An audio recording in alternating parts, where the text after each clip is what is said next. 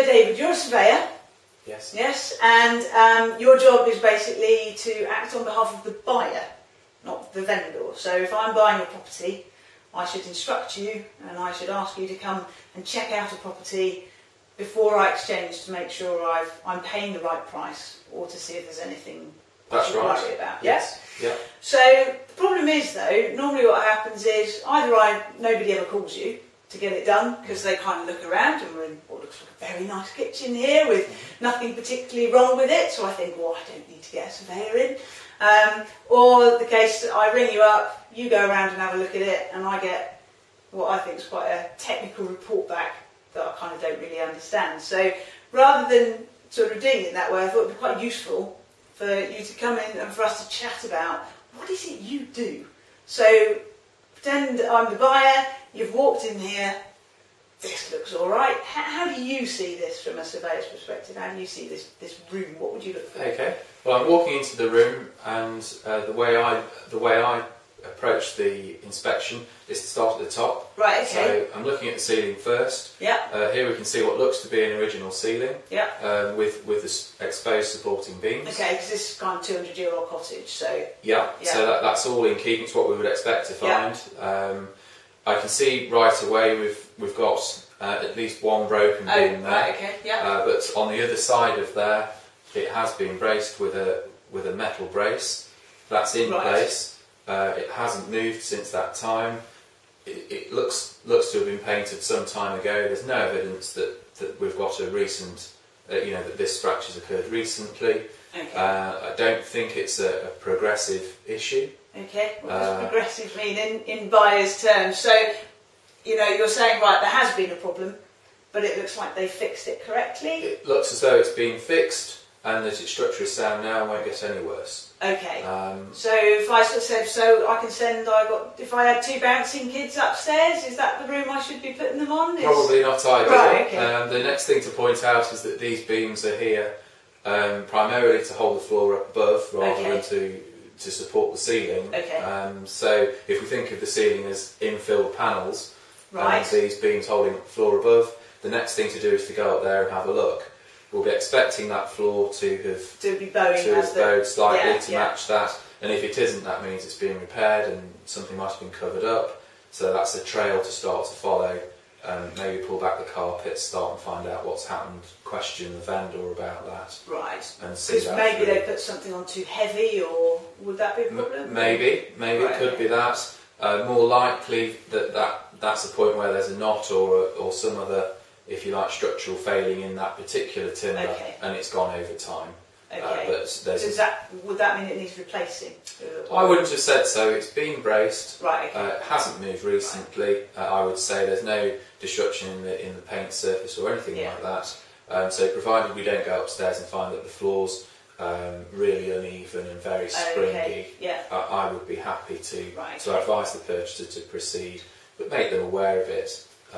If they wanted to replace it, they could, but of course it's quite nice to keep the original beams that are here. They've got a character in they the do. estate agent They sales do. speak. Yes. Right, fair enough. Okay, so we're happy with the ceiling. What's next? So then I'm moving down. I'm looking at the walls, which is next. And I should point out, if I were here alone doing the survey, I'd be taking notes as I go. So then I can dictate the report later, and it can be typed up. Yeah, sure. So I'm looking at the walls, and I'm looking around for defects in the plaster, any fractures above the door, the window openings, and then anything at low level, such as bubbling plaster or plaster that's coming away from the wall. So if we kind of have a look over on that one, there's actually I know there's kind of like a crack that just comes out from that little corner. I mean, you almost can't see it to here. How do you know whether to worry about a crack or not? Well, I'd be looking, if it were below an opening, I'd be going, find the fracture inside, look at how wide it is there dirt inside the fracture? Does it look like it's been there a long time? Does it look very recent? Has the wall been painted recently, or have the decorations been there for many years and it's potentially the crack has as well? Yeah, sure. So it's just part of settlement. That's right, all sorts of things. But then I'd go outside and have a look if that's reflected in the brickwork or the render outside. Oh, see if it goes all the way through. Has it fractured all the way through? Right. Is it just a crack in the plaster? Is it thermal movement? Well, things expand and contract as they heat up and cool down. Fine. If we've got two surfaces joined together, if there's been a bit of replastering, a bit of a repair there, is it just that the plaster shrunk a little bit as it dried out and cracks formed? Or have we got a bit of plasterboard next to a bit of solid wall and a line has appeared between the two different surfaces that heat up and that expand and contract at different rates and just come apart slightly? So you're looking for, is this a small issue that's that stopped, or is this actually a potential issue that could kind of get worse? Yes, and generally any fracture like that, if it's below a couple of millimetres in diameter. Yeah, I think 10p or something. I don't know if that's right. General rule of thumb. I mean, I think that's the new 10p.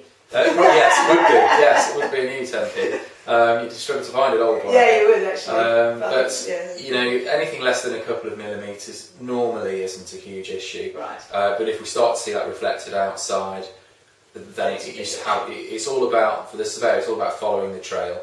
So once we've picked up on a clue, if you like, we then want to follow that through and find out what the cause is. It's not really good enough for us to just say, oh, it's cracked, but it looks okay. Right. Okay. It's a case of saying it's cracked and why is it cracked, and this is, you know, giving the client the reason really. Okay. And if you can't conclusively do that, really, how can you tell them this is not a problem? Yeah. Okay. So we check the ceilings, we check the walls. Kind of got a bit of an idea about cracks. What's next? Okay. Whilst we're still on the walls, the next thing to do is to use the damp meter. Okay. I tend to do this room by room as I move around in order that I've made the notes for that room and we don't have the owner's dogs in a room and we forget to go in there afterwards and do a damp test. So I like to do everything for that room whilst I'm there. So I'll be going around the base of the walls with the damp meter, which is simply a device with two prongs, passes a charge up the prongs and measures the resistance. I mean, mine cost me about 15 quid, so I just stood it in. Okay. Can't I do that myself? What do I need? Well, I do need to pay hundreds of pounds to do that. Well, the thing is, your £15 damp meter. You're not impressed, are you? Well, not totally, but you know, it's a good indication. Not that many years ago, surveyors didn't have anything. We were going on you know, touch and feel and smell and so on. It's being able to identify what that meter's telling you. Okay. So mine just squeals at me.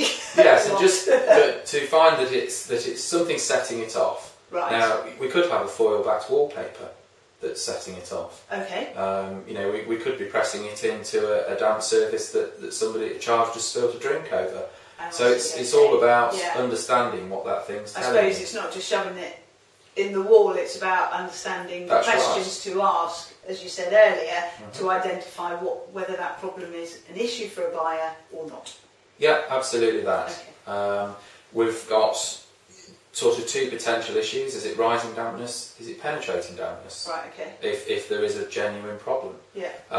Rising dampness comes up from the floor. Yeah. Penetrating dampness could be that the brickwork's open jointed, or we've got a leaking rainwater pipe, or something like this, and the water's coming in. That could be anywhere on the wall, whereas rising damp tends to be it comes up from the bottom, but it can come anywhere up to 2 or 3 feet up the wall. Right, okay. But what we find with rising dampness, the particular characteristic of that is that it will be damp, and then nothing above a certain line. Where with penetrating damp, it could be all over the place, and there's no real pattern to it like that.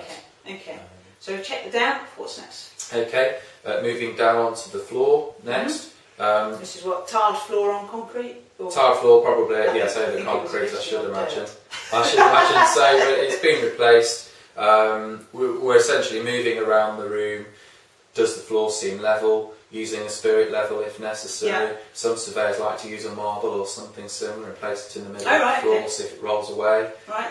Anything to see if it's uneven, and then if it is uneven, is there a reason for that? Is it damp?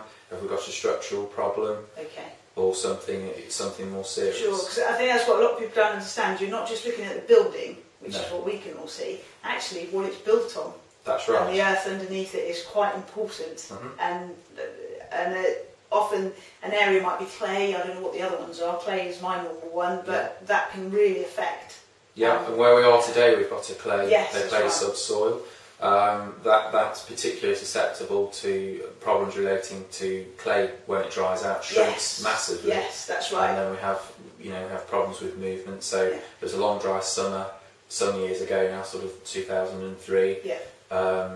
Trees and large shrubs and things still need to grow, so they're taking more moisture from the ground. Oh, I see. So And the so ground we're getting this shrinkage. subtracts. Your foundation's here, Yeah. ground shrinks below, and the building follows. Right. Okay. So And we can have a problem. sure. And I guess if we were an area that you knew because you're here locally and you've been here for a while, etc., you'd also be looking to note down if there was flooding and stuff like that. So I know that we talked about the legal guys do quite a lot of stuff, don't they? But why do they ask lots of questions of the vendors? So what I kind of need you to help me out here, because can't they just ask the vendor all these questions about flooding and stuff? Well, they can ask the vendor all of those questions, and they will also do basic searches on your behalf. However, those searches, for example, don't cover things like water runoff. So water running off the road, if we're on a bit of a slope, that wouldn't be shown up by the Environment Agency. They're talking about rivers and the sea, and that sort of thing. They're not talking about water running down the driveway and into the garage because it's on a real steep slope. Right. That's only really something that the surveyor can pick up on. And if you like, we're a bit like the eyes and ears of the legal advisor, because we get to visit the property. Yes. All they get is paperwork, isn't it? That's right. And it's only as good as what's been written on it, I suppose. That's true, and they can only act on what they've been made aware of.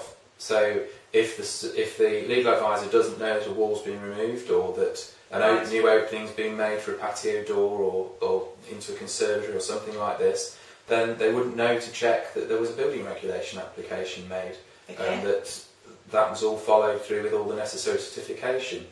The purchaser might not be aware that that's happened. Okay. The vendor might not. It might have happened before they actually bought it. But it's still important. Somebody didn't check it in the past. That's right. It's still important to check that there is some paperwork in place. Okay. Obviously, we're not just relying on that paperwork. We are still there to say it looks okay or it doesn't. Yes. And sometimes these works have been done without certification. Yes, they might still be absolutely structurally sound, and we're still there to report on them.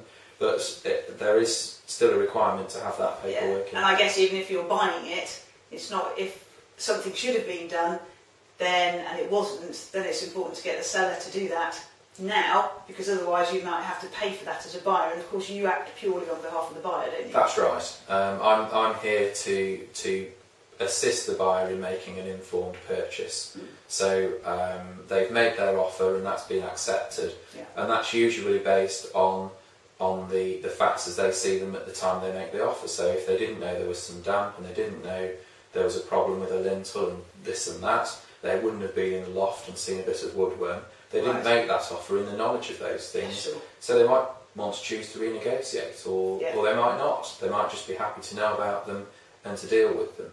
And that's obviously the client's prerogative, but we can make them aware of those things and have then an informed discussion about that purchase price and whether or not that's realistic. Okay, and I guess really you're the one person in the whole chain that they talk to who really checks that valuation of that property based on your local knowledge, purely on behalf of the buyer. No commission involved, no nothing else. That's very true. There will sometimes be a mortgage valuer involved if there is some lending, and you can go one of two ways. Either use that person to do a more detailed survey, or commission your own independent survey, which might tend to be from a more local surveyor who is familiar with the area, who you can have direct access to talk about the property before going, and also once he's been. So that I think would be the preferred option. Because you need somebody who's absolutely local and who will spend the time. My experience of mortgage valuations is they can take about an hour, if that. I've heard of them taking less. Yes. But that mortgage valuation is more to protect the lender. It is. It's not to protect me as the buyer. That's right. And the valuation is just a quick double check that the property exists. That's right. Bedrooms. Whereas yours, if it's all wrong and something goes wrong, I can actually come back. That's right. I have some comeback, don't I? Whereas I wouldn't have that if I just had. No, there's a small duty of care from the mortgage valuer to the end client, if you like, but primarily his client is the lender that gave him the instruction. Basically, I'm the buyer, I'm paying for the valuation for the mortgage lender That's to make right. sure they're happy to give me the money. Absolutely. When I instruct you as a surveyor for a home buyer report or a building survey, you're looking after me. That's right. Just me as a buyer. And in that same respect, we're able to tailor that report. So if you've got some specific requirements, Sure. that might be to do with access for disability or something like this, Okay. or that you want to do certain alterations, extensions, etc., then we can make allowances for that in the survey, and we can look at those things for you at the same time. Very personalised. Yeah, absolutely. Okay, brilliant. Thank you very much. Okay, thank you.